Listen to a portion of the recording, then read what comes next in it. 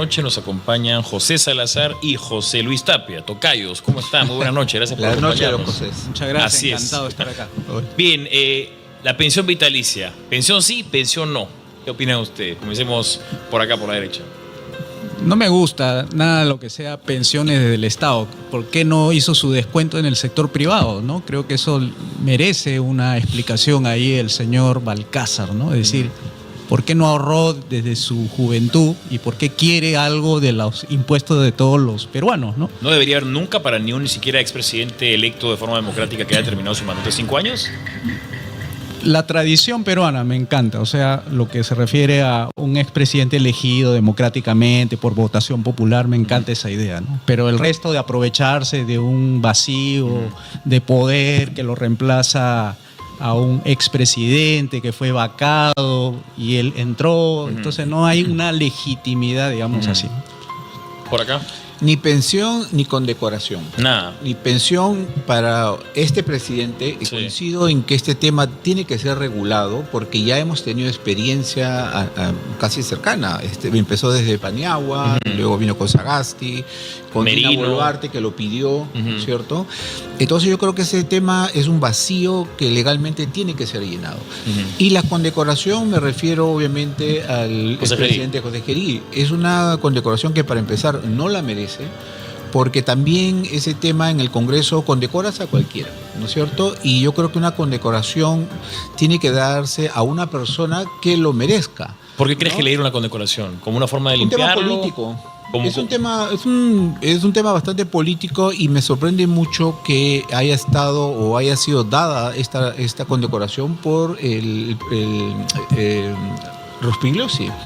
Que eso a una interpretación también política no me hace sentido, ¿no? De un gobierno que ingresa y que está tratando de borrar el pasivo reputacional negativo que tenía y tiene ahí a un miembro, un senador electo, que hace algo que a la luz de la opinión pública no es algo correcto.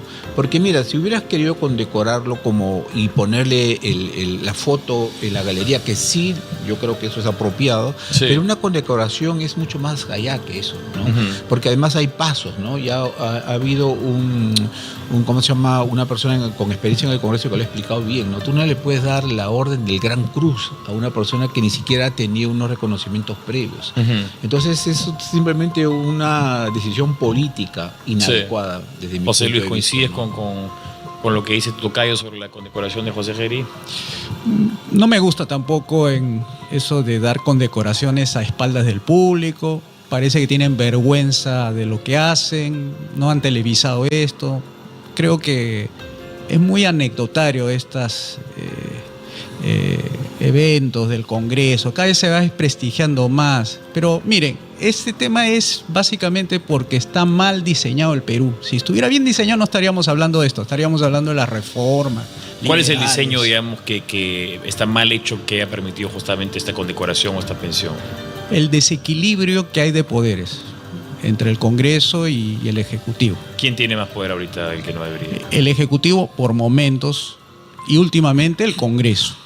Entonces tenemos ahí algo que solucionar porque vamos a tener estas inestabilidades frecuentemente. No se ha solucionado. Nada he escuchado de la presidente Fujimori algo sobre rediseñar el Estado, rediseñar las reglas de juego para darle más estabilidad al Perú, porque es urgente, ¿no? Puedes tener toda la voluntad del mundo, pero si las reglas te dan los mismos resultados de siempre, a pesar de que cambian los presidentes, ella puede ser una víctima de ese sistema mal diseñado, ¿no? Algo se ha dicho ella en el mensaje del día de ayer, que habló justamente de la eficiencia, la eficacia, y mencionó algo interesante, que es que quería plantearle objetivos específicos a cada ministerio, ¿no? Esa es tal vez una cosmovisión un poco más empresarial, pero prudente, porque hasta ahora veníamos como, ya a ver, 19 personas que más o menos que avanzan en una sola dirección, pero nadie sabe dónde terminan las limitaciones y dónde comienzan las responsabilidades del otro. ¿Qué has opinado un poco sobre el discurso de ayer de Keiko Fujimori? En términos generales me parece un discurso apropiado, es un Pareció mensaje... un mini mensaje a la nación, ¿no? Sí, y más te iba a decir eso, fíjate, es un mensaje completamente reconciliador, ¿no? no se ha enfrentado con nadie, pero siento que le resta valor al discurso del 28 de julio, ¿sabes? Porque además no solamente tuvo un discurso ahí, tuvo otro discurso en la Municipalidad de Lima. Y yo creo que desde el punto de vista de la comunicación política, tú no te puedes desgastar tan pronto cuando lo que estamos esperando más bien es el mensaje del 28 de julio, en el cual nos va a tener que decir cuál es la visión de país que tiene, hacia dónde vamos a ir, qué cosa va a hacer en todos los temas, incluso que cuando te hablaba del tema este pasivo reputacional que tiene el apellido Fujimori, pues ya va a tener que luchar con ellos durante los 5 años de su gobierno. Entonces, ¿qué va a hacer en términos de autoritarismo, derechos humanos, el respeto a las instituciones? Yo creo que eso es lo que estamos esperando más bien. Y ese discurso debió ser el 28 de julio. ¿Cómo viste tú el discurso de Keiko ayer? Bueno, en el sentido de que busca aproximarse al ciudadano, o sea, no dejar pasar la oportunidad de ese tema de la humildad, que se quería acercar más a la gente. Eso me parece importante. Luego, esa metodología de gobierno, de ponerle objetivos, eso también es interesante, pero le faltó ese contenido del cómo, ¿no? Ese cómo me parece que debió haber aprovechado, porque eso podría crear mejores expectativas para 28 de julio. O sea, no está mal que lo pueda adelantar desde ahorita y que 28 de julio sea puro contenido y no sea un acto simplemente protocolar, ¿no? Sino que sea de lineamientos fuertes, cambios fuertes, porque tiene un capital político muy débil. O sea, si no hace las reformas desde ahorita, lo que necesita el Perú, rediseñar reglas de juego, etcétera, entonces se le va a ir en un mes todo esa expectativa, porque tiene poco tiempo además su vigencia de gobierno, 15 días prácticamente lo han proclamado, y luego ya vendrá todos los arreglos, la disminución del tamaño del Estado, abrir los mercados, privatizaciones, todo eso que necesita el Perú. Si no lo va a hacer, lamentablemente vamos a ver un tipo de gobierno tipo Rodríguez Paz, ¿no? Rodrigo Paz en Bolivia, que no hizo las reformas y ya lo van a vacar. Y está pero en estado de sitio. En el caso de Paz, por ejemplo, por tratar de ser tan estruendoso, justamente vinieron estos movimientos, ¿no? A veces también hay que, cuando uno llega, hay que ser un poco delicadito, sabe ella que está caminando con un vidrio que ya está un poco apretado y tampoco no puede llegar y sacudir el sistema tan fuerte porque se le puede venir anoche. Más aún porque ahorita la prioridad número 1, ya lo ha dicho ella y creo que lo podemos sentir los que vivimos en la ciudad por el clima tan aberrante que tenemos para la temporada, es el fenómeno del Niño. ¿Qué cosa crees tú que debería decir Keiko Fujimori que podría darle cierta tranquilidad, sobre todo a los sectores que no han confiado en ella, y darle más tranquilidad a los sectores que sí votaron por ella? Sí, mira, yo creo que las primeras medidas que tome van a ser fundamentales. Un gobierno que se inicia va a ser evaluado rápidamente en función de lo que diga en los primeros días. Yo estaba recordando, ponte, que cuando accedió al poder Toledo, pidió hacer su proclamación en el Cusco, ¿no? Para de alguna manera darnos el mensaje que era el presidente andino. Luego se aumentó el sueldo. Y sobre eso giró de alguna manera la discusión política de esos meses, ¿no? De esos meses iniciales. Después recordamos Humala. Humala juramentó con la Constitución del 79, en pleno hemiciclo, ¿no? Y eso le generó mucha bulla, por supuesto, desde el lado del fujimorismo, ¿no? Kuczynski, ¿qué hizo? Me acuerdo que una de sus primeras actividades fue hacer ejercicios en el Palacio de Gobierno para transmitir, ¿se acuerdan? Una señal de que somos ejecutivos y tal. Y al final, ¿cómo terminó eso, no? Alan García se disminuyó el sueldo a él y a todos los funcionarios del Estado, que a mí me parece que fue una medida equivocada. ¿Por qué? Porque lo que tienes tú que más bien es promover que las personas entren al sector público, pero obviamente personas capacitadas y que reciban un buen sueldo. ¿Por qué vamos a disminuir la labor de un funcionario público con un sueldo menor? No. Hacen la misma, y a veces yo he tenido la oportunidad de trabajar en el Estado y muchas veces la gente hace más incluso de lo que hace una persona en el sector privado. Entonces yo creo que eso, y todavía no se ha corregido, ¿no? Y creo que en un momento un gobierno debería hacerlo. Sí. No, además luego, que 15.000 soles en el año 2006 no son 15.000 soles en el año 2026. Totalmente, y las funciones son distintas. Exacto. ¿No? Y luego, para seguir con la historia y terminarla, vino Pedro Castillo y inicialmente dijo: no voy a juramentar en el Palacio, voy a irme, creo que pidió el Ministerio de Cultura, y al final no lo hizo, ¿no?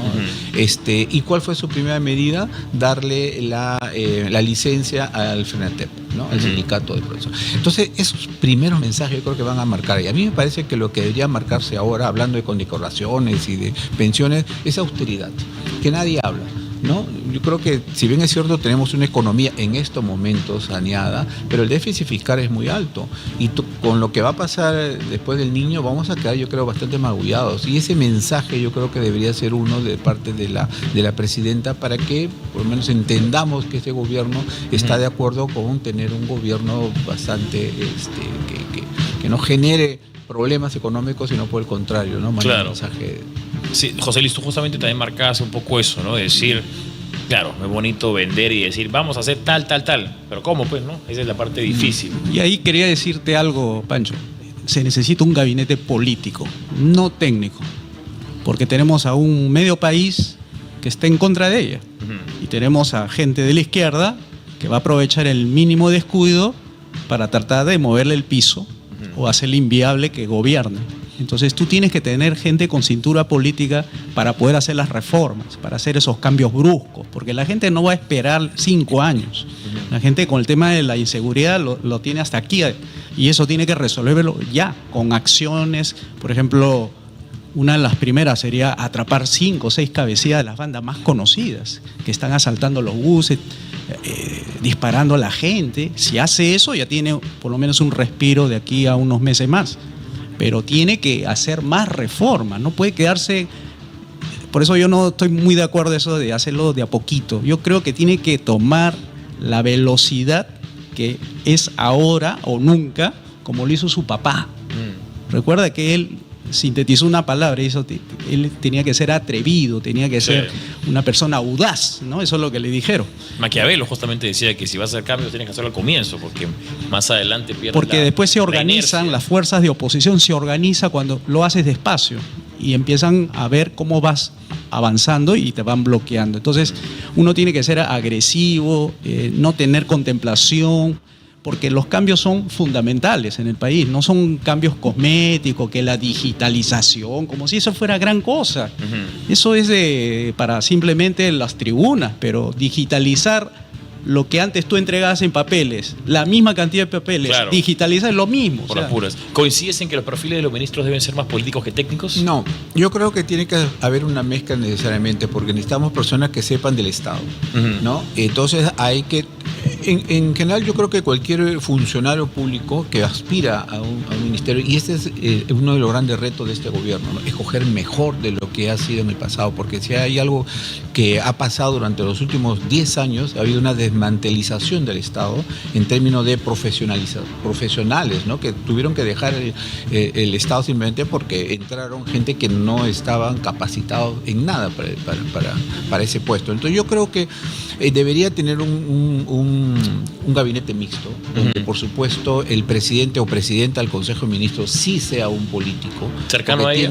Muy cercano a ella, y creo que se ha mencionado a Galarreta, me parecería una buena persona como para que pueda además lograr los consensos que hoy día vemos ya que se están discutiendo en el Congreso, disputándose quién va a ser el presidente tanto del Senado como de diputados, pero sí tiene que tener mucha muñeca política, que no es lo que hemos visto, y un posicionamiento. Mira, a veces los ministros no se posicionan bien en sus funciones y hacen que solamente el presidente o el presidente del Consejo de Ministros sean los únicos que hablen.